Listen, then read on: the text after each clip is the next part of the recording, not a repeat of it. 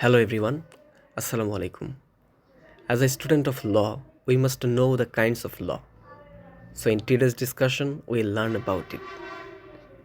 According to Blackstone, law are two kinds: divine law or law of God, and human law or law framed by men.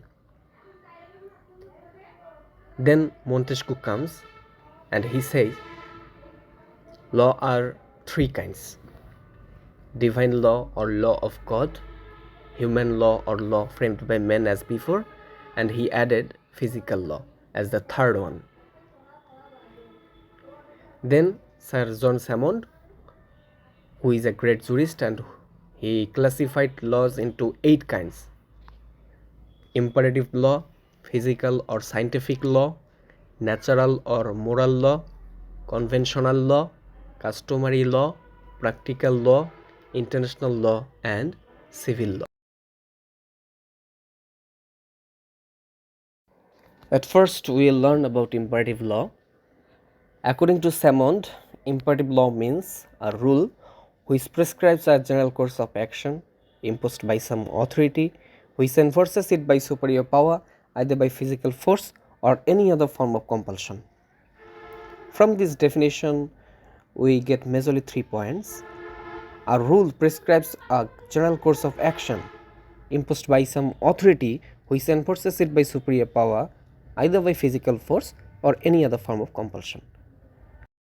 Now let's see the classifications of imperative law. Imperative law are 2 kinds: divine law and human law. Divine law imposed by God upon men, and human law imperative rules imposed upon men. Human law are 3 kinds: civil law, law of positive morality, and law of nations or international law. Then physical or scientific law. According to Salmond, physical law or the law of science are expressions of the uniformities of nature, general principles expressing the regularity and harmony observable in the activities and operations of the universe. Example, law of tides. So here we get 2 key points: uniformity and regularity. So physical or scientific law must have uniformity and regularity. Natural law or moral law. According to Salmond, by natural law or moral law is meant the principles of natural right and wrong, the principles of natural justice, if we use the term justice in its widest sense to include all form of rightful actions. Here we get some other names of natural law or moral law. They are divine law, law of reason, universal or common law, and eternal law.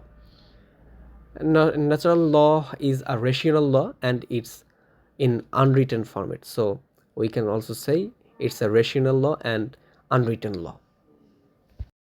Conventional law. According to Salmond, conventional law means any rule or system of rules agreed upon by persons for the regulation of their conduct towards each other.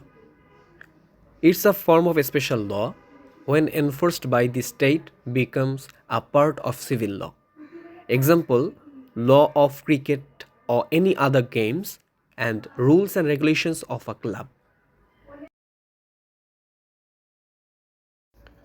Customary law.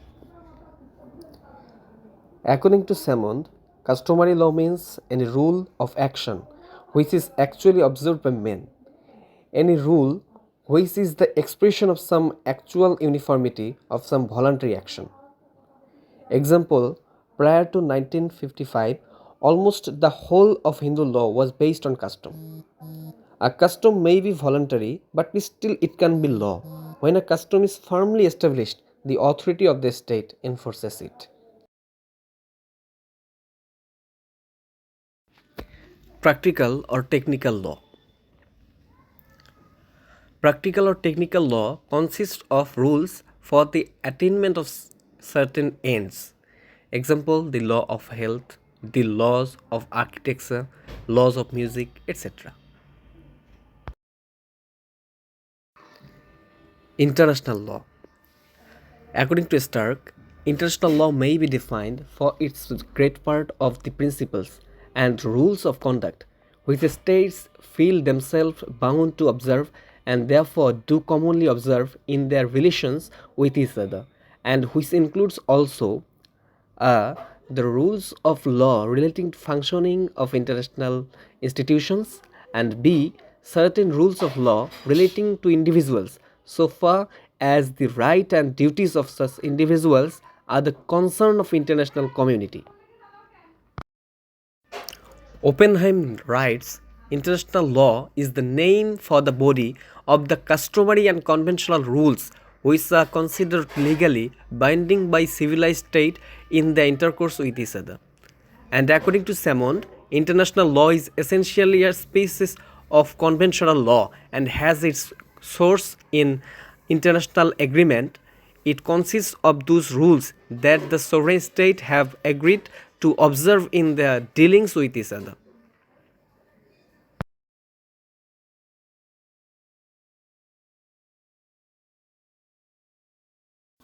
Civil law. According to Salmond, civil law is the law of the state or the land, the law of lawyers and the law courts. So the basic characteristics of civil law are positive law of the land, uniform, and that uniformity is established by judicial precedents, enjoyed by the people who inhabit a particular state, has imperative character, and has legal sanctions behind it, not universal but general, applies within the territory of the state concerned.